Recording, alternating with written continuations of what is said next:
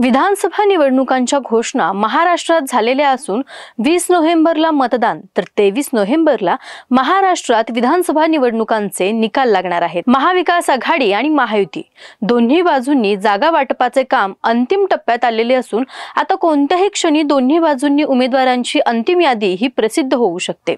2019 ते 2024 हा काळ महाराष्ट्राच्या राजकारणातला सगळ्यात जास्त अस्वस्थतेचा काळ राहिलेला आहे। कारण या काळात महाराष्ट्राने मराठा विरुद्ध ओबीसी यांच्यातला संघर्ष पाहिला आणि दुसरीकडे मुस्लिमांचे झालेले ध्रुवीकरणही याच काळात महाराष्ट्राने अनुभवलं।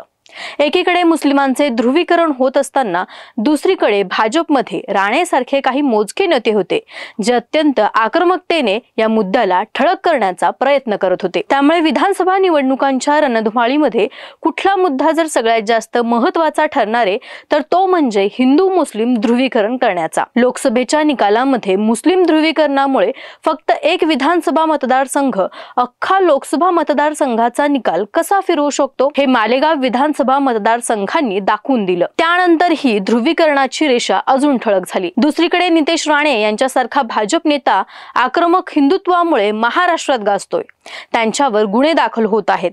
पण नितेश राणे यांना बळ देणं ही भाजपाची खेळी आहे का?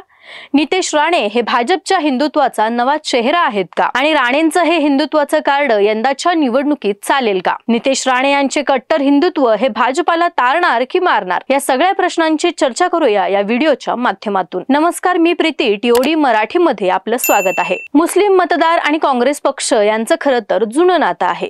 मुस्लिम समाजाने वर्षानुवर्ष काँग्रेस पक्षाला भरभरून मतदान केलं, पण त्या बदल्यात मुस्लिम समाजाला काँग्रेसकडून फारसा काही पदरात पडलं नाही।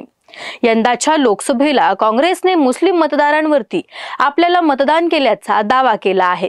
हा दावा काही प्रमाणात खरा आहे, ही मान्य करायला हरकत नसावी। उद्धव ठाकरेंनी त्यांच्या जाहीर सभांमध्ये उघडपणे मान्य केलं की मुस्लिमांनी शिवसेनेला आणि काँग्रेसला मतदान केलं। मुंबईतला भायखळा मतदारसंघ असेल किंवा धुळे मतदारसंघातला मालेगाव विधानसभा मतदारसंघ असेल, दादर मतदारसंघातला महिमचा भाग असेल किंवा अगदी बीड लोकसभा मतदारसंघातला परळीतला मुस्लिम मतदार, या सगळ्यांनी सरसकट भाजप विरोधी मतदान केलेलं आहे। त्यामुळे विधानसभा निवडणुकांच्या आधी मुस्लिम मतदारांना गृहीत धरून चालणार नाही, हे भाजपला कळून चुकलेलं आहे। पण मग याला उत्तर कसं द्यायचं? भाजप त्यांच्या पक्षात आक्रमक हिंदुत्वासाठी एका चेहऱ्याच्या शोधात असताना नितेश राणेंसारखा एक तरुण आक्रमक चेहरा हा उभा राहताना दिसतोय।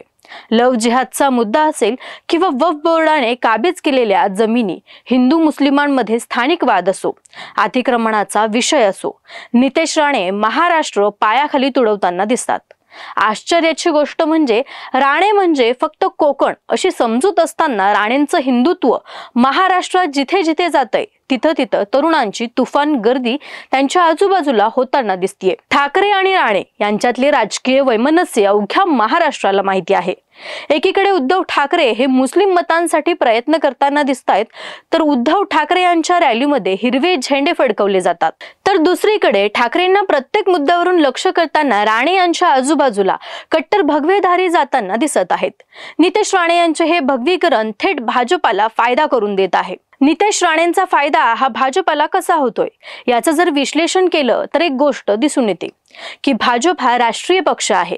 व्यापक पातळीवरती भाजपाला कोणत्याही एका धर्माच्या विरोधात भूमिका घेता येत नाही, राजकारणाच्या दृष्टिकोनातून ते योग्यही नाही। पण भाजपाची जडणघडण ज्या संघाच्या मुशीतून झालेली आहे तो संघ हिंदुत्वासाठी, त्यांच्या विचारांसाठी ओळखला जातो आणि हाच हिंदुत्व भाजपाचा गाभा आहे।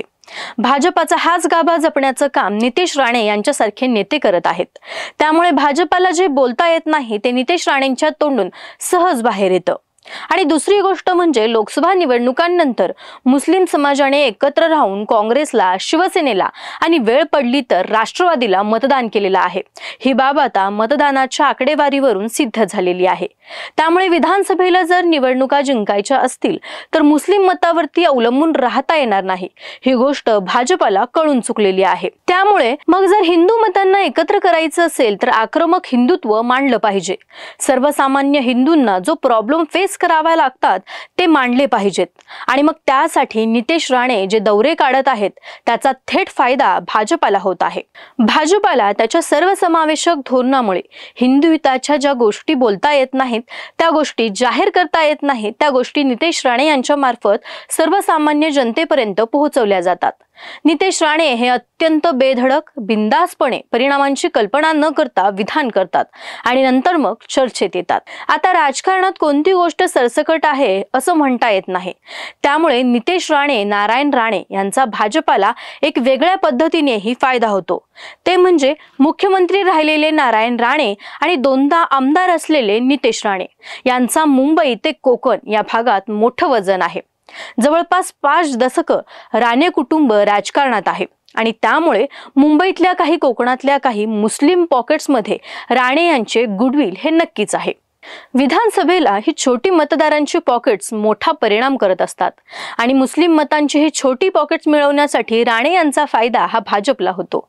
त्यामुळे नितेश राणे यांच्या खांद्यावर बंदूक ठेवून भाजपाने हिंदुत्वाची गोळी तर मारलेली आहे, ही गोळी किती अचूक निशाण्यावर लागते ते निवडणुकांच्या निकालानंतर कळेल आणि नितेश राणेंचं हिंदू कार्ड भाजपाला खरंच लाभल का याचंही उत्तर मिळेल। नितेश राणे यांच्या राजकारणाबद्दल, भाजपच्या हिंदुत्वाबद्दल आणि मुस्लिम मतांच्या झालेल्या ध्रुवीकरणाबद्दल तुम्हाला काय वाटतं हे आम्हाला कमेंटमध्ये नक्की कळवा।